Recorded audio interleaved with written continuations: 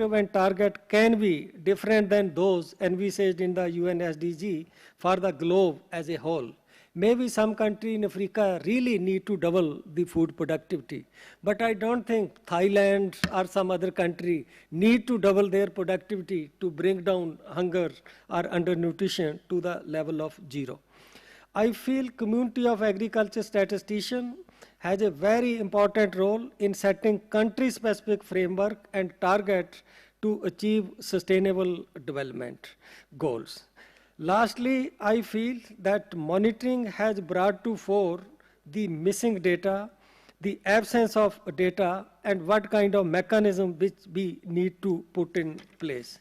So I feel that as a community of researchers, the takeaway from this conference could be, but I mentioned the three aspects that what kind of concept and definition we are using for different SDG goals, what do they imply, and when we go for measurement, what kind of coverage and appropriateness is there in the indicator that we are having. And lastly, identification of causes for particular state of SDG level. As I gave you the examples, that in India we found that even among the rich households, there is a significant incidence of undernutrition. There are children who are stunted even among rich households in India. And in one of my paper, I intentionally wrote this thing, that Indian dietary preference is moving toward oily food, spicy food, and sugary food. The need is for moving it towards nutritive food. That will happen if we create only nutrition awareness. So I found that this particular aspect is missing from SDGs, and we are trying our level best to convince our decision maker that let us pay more attention to these kind of things. I think these are the things which only researcher can point out. SDG give only a broad framework, and we feel that it may be ambitious. So we in India feel that it is something which is worth chasing, which is worth pursuing. Thank you.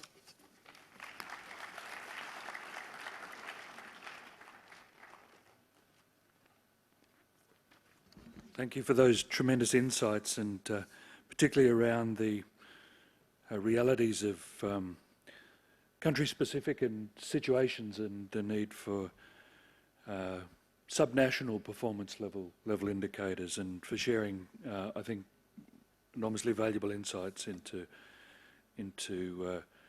the obtaining of real-time quality data in India.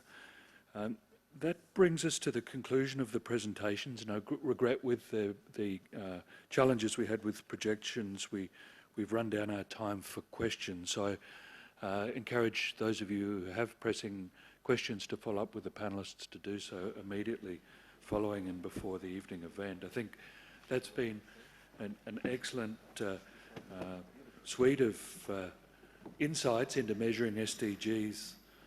There were some recurring themes, not least of which was urgency, the need to move faster, but how to get more consistent, more reliable, more representative data, both formal and informal statistics, and some, I think, some really promising suggestions from our three speakers. In conclusion, please join me in thanking our speakers, Pietro Gennari, Maria Kotseva, and Ramesh Chan, for sharing your insights with us today. Thank you.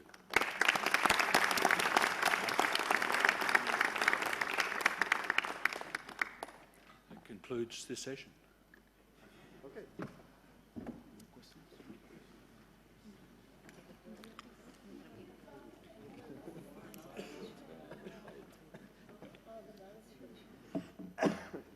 We have come to the end of this keynote session, and I thank Mr. Ned Austin, BMGF, for conducting the session.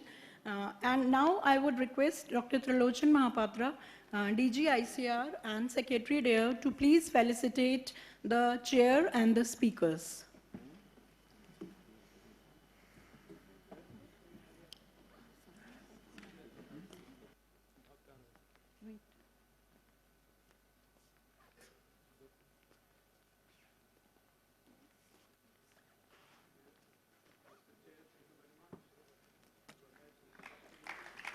Mr. Nick Austin, Chair.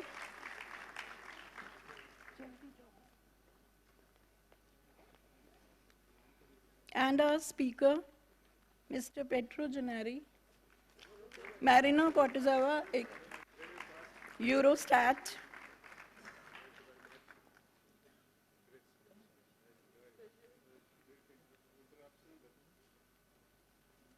Mr. Petro Gennari, FAO, Rome, Italy.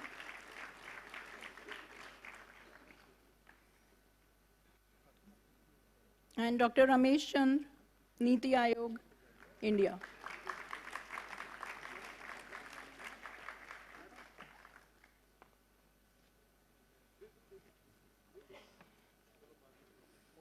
Thank you, sir, for doing the honors. Now, since we have come to end of this plenary talk, now we will have dinner at 7 p.m. in the ground floor, same place where we had the tea break. And after dinner at 8 o'clock, the buses will be ready to drop the delegates at their respective places of stay. Thank you, one and all.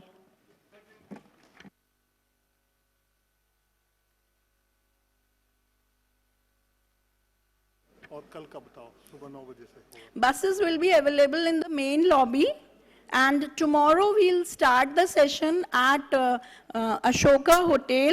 By 9 o'clock, we'll have the plenary session, which will start at 9 o'clock.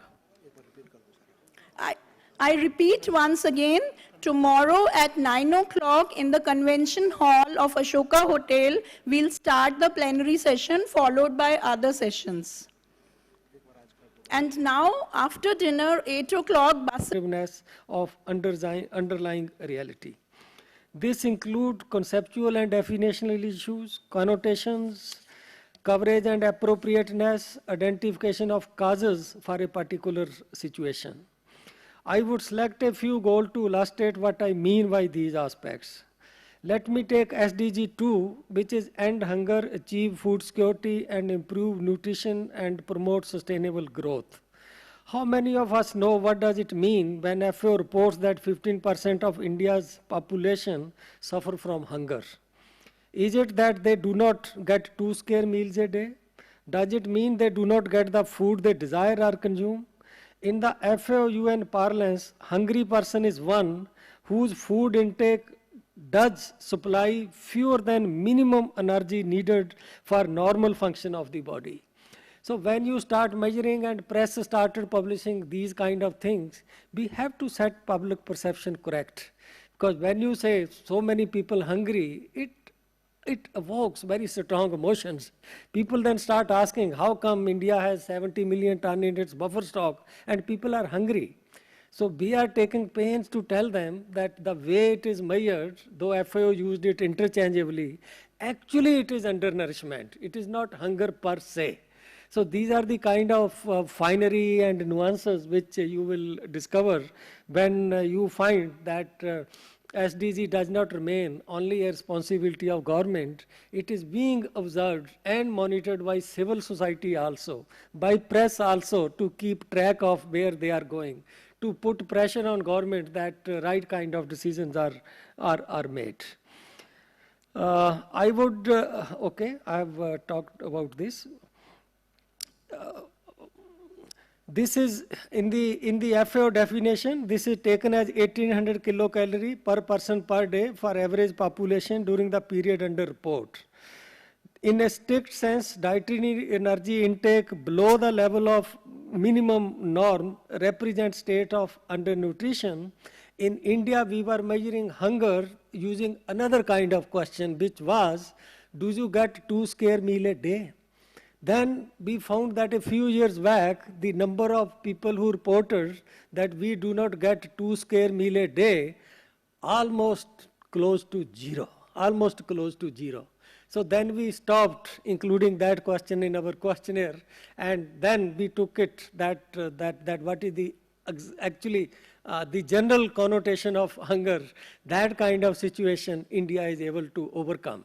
But as I mentioned that FAO is using the terminology hunger to designate undernutrition. There is also large difference in the norm used for hunger or undernutrition by UN agencies and national institutions. In India, the Indian Council of Medical Research and National Institute of Nutrition recommend a calorie norm of 2,400 kilocalorie for rural area and 2,100 kilocalorie for urban area, which is much higher than the norm used by FAO. Accordingly, the portion of population estimated to be undernourished shows very large difference.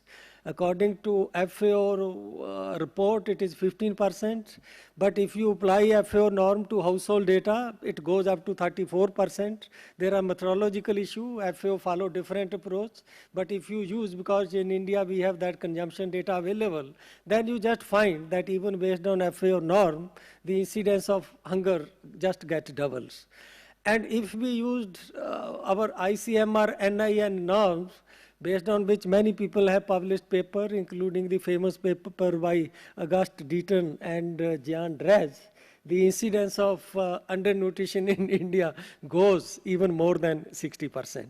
So this is just to show that there can be wide divergence between national norm and the norm suggested by UN agencies. Next, UN agency generally holds low availability of food and low purchasing power as the main cause for hunger and nutrition. According to the underlying target 2.3, based on this, UN agency suggests doubling of agriculture productivity toward 2030 over 2015 to achieve the goal of zero hunger. Studies in India on household consumption emphasize more nuanced approach to address hunger. It was found that significant population, even among high-income group who do not face any income constraint to buy food to meet their dietary energy intake, consumed less than recommended level of dietary energy. This could be either due to ignorance or even due to choice. In our paper, we have termed it as a voluntary hunger. It is also observed that hunger can exist even when plenty of food is available, but is dubbed by FAO as Indian enigma. Thus, we concluded that nutrition awareness is a very, very important factor in addressing nutrition or hunger. The target of doubling food productivity also needs close examination. Population growth rate is decelerating in almost all countries, and nutrition gap in quantity terms is narrowing down. If these two changes are factored in, the food requirement for zero hunger will not necessitate doubling of agriculture productivity by 2030. In the case of India, our calculation reveals that 50% increase in food production by 2030 will be more than sufficient to achieve SDG 2 from supply side. Moreover, doubling food productivity involves 5% annual growth in productivity for 15 years continuously, which will put serious strain on natural resources like water, land, environment, which militate against SDG 12, which seeks sustainable consumption and production. So these are some examples where country perspective and target can be different than those envisaged in the UN SDG for the globe as a whole. Maybe some country in Africa really need to double the food productivity, but I don't think Thailand or some other country need to double their productivity to bring down hunger or undernutrition to the level of zero. I feel community of agriculture statistician has a very important role in setting country-specific framework and target to achieve sustainable development goals. Lastly, I feel that monitoring has brought to fore the missing data, the absence of data, and what kind of mechanism which we need to put in place. So I feel that as a community of researchers, the takeaway from this conference could be, but I mentioned the three aspects that what kind of concept and definition we are using for different SDG goals, what do they imply, and